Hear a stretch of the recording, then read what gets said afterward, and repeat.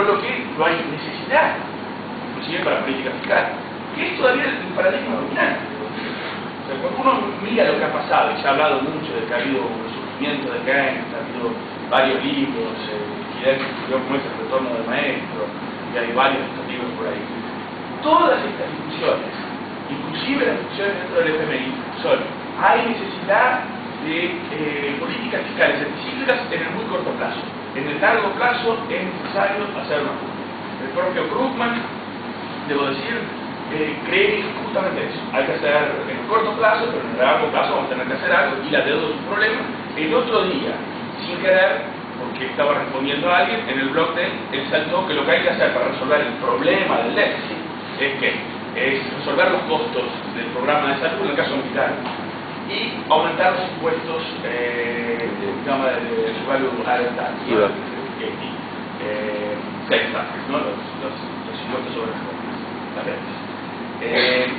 Entonces está muy parte del mainstream esta noción de que la política fiscal, con excepciones en cortísimo plazo, es innecesaria, porque el sistema vuelve a esta tasa natural.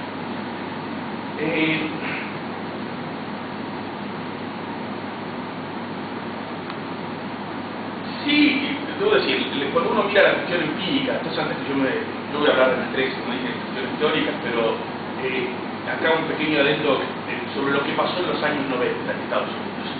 En los años 90 esta visión de la tasa natural había completamente copado, no solo, debo decir, buena parte completamente la ortodoxia, pero buena parte de la heterodoxia americana. Entonces uno cuando mira a varios autores, como Bob Pauling, por ejemplo, que tiene un artículo de defensa de la idea de la Nairu en la revistita esta Challenge, Andrew Lean en Inglaterra, y por ahí van, la idea era que de alguna forma esta Nairu también tenía un componente que podría ser visto como asociado a la capacidad de negociación de los trabajadores en el mercado de trabajo, y por lo tanto también había un límite en el mercado de trabajo a partir del cual uno tendría creciente inflación.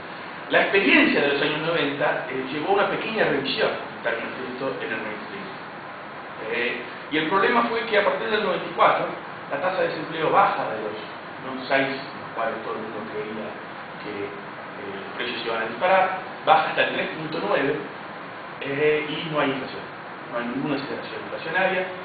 Greenspan en ese momento no hace prácticamente nada con relación ni siquiera a la burbuja, pero tampoco con relación a la supuesta Nairu. Entonces no sube las tasas de interés, permite el boom especulativo, pero permite también el boom, por así decirlo. O sea, no aumenta la regulación, se desregulamenta, o sea, la burbuja no se maneja, pero no se maneja negativamente la demanda. Se permite una expansión que fue del consumo, no fue la contracción fiscal de Clinton, fue el consumo, y sabemos hoy que fue un consumo que es insostenible, que es burbuja. Pero se permitió esa expansión. El mainstream intenta incorporar estas ideas. Yo creo que al frente de eso está Robert Gordon. Gordon escribió un paper en que se llama la Nairu, la TD Nairu, ¿no? Que es la Time Varying Natural Rate, Natural Non-Accelerating Inflation Rate of Unemployment. Entonces, se acerca la noción de que esta tasa natural cambiaría a lo largo del tiempo. Acá hay una anécdota que conté a Fabián ayer, así que lo repito. Yo en esa época, en el 2000, cuando terminaron lo que solo llamó en esa charla los 5 buenos años, solo fue a la New School y a una charla, y agarra y empieza diciendo: la tasa natural no existe. Yo, muy bien, bueno, finalmente, se va a librar esta historia de la tasa natural, es todo nada. Y él va, que no existe, que es absurdo, que no tiene ningún sentido, que es una cosa de Friedman del 68, que no tenía ningún sentido, etc. Cuando termina la charla nos dice es 5.2. Entonces no existe, pero es 5.2, es la versión del premio Nobel. Que, debo decir, ganó el premio Nobel porque sacó una regresión que explicaba 12% del modelo. Del modelo explicaba 12% de la variación de las variables, con lo que, es una historia que a mí me encanta, ¿no? Con lo que llamó lo que sobraba, que es el 88%, el residuo. Es fantástico, es una profesión de locos. Es la única profesión que puede llamar el 88% del residuo. Yo siempre le digo a mis alumnos de doctorado, hagan una regresión que explique el 2%, llamen el otro, el 98% al residuo de Bernenko, capaz que me dan un premio Nobel.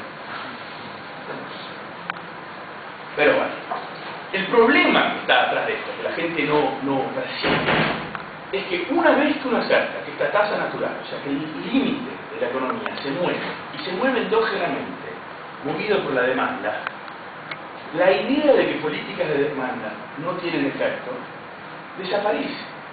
Y le crea un problema a un sistema que supuestamente tiene un límite rígido por el lado de la oferta.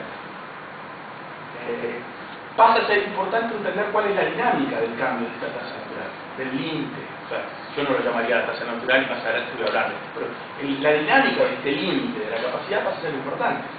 Porque a veces manejando la demanda, uno no llega al límite inflacionario, el límite inflacionario se le mueve, no lo que John Robinson llamaba la barrera inflacionaria. La barrera inflacionaria, como el horizonte, se le escapa. No estoy diciendo que siempre se le escapa, pero dadas ciertas condiciones, se le puede escapar. Es importante entender. Segunda de las irregularidades, el efecto reparto.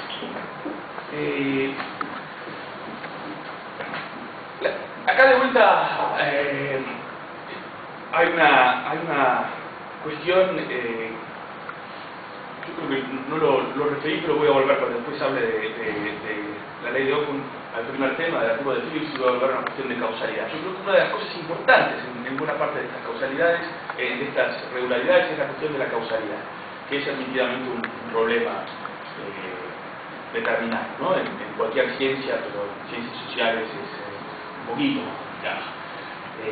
Y en general lo que presume la teoría convencional es que hay una relación de causalidad que va de alguna forma de gasto excesivo a la emisión monetaria y de la emisión monetaria hacia, y por lo tanto esta emisión monetaria, inversiones, más exceso de gasto, etc. Alguna manera de inflación, no necesariamente tan rígida como el antiguo monetarismo, pero alguna relación con vías expectativas inflacionarias, alguna inflación, y que esta inflación tiene un efecto sobre el cambio. Entonces la relación va de moneda a inflación al cambio. El cambio es la última variable, es una variable endógena. El complemento de, si uno va a la cosa tradicional, el complemento de la teoría cuantitativa de la moneda es la teoría del poder de compra. Y más o menos así lo pensaba Casa. Entonces, en ese sentido, la causalidad teatral es una variable endógena, sobre la cual uno puede intentar manejarla, pero es una variable de equilibrio, por así decir. Uno puede intentar manejarla, pero al intentar manejarla está distorsiendo al mercado, y hay presiones fuertes para que uno retorne a esta variable. Debo decir que es una cosa increíble que la gente habla de la paridad del poder de compra como si fuera una cosa que tiene efectos, como se usa por ejemplo mucho para discutir cuestiones de distribución en el mundo. Todo el mundo la usa como si fuera una variable que efectivamente cuando uno mira los datos está ahí. Sin embargo, y hay evidencia empírica, lo que tenemos más evidencia empírica en términos históricos, yendo para atrás, es justamente precios y cambio. Hay 800 años de datos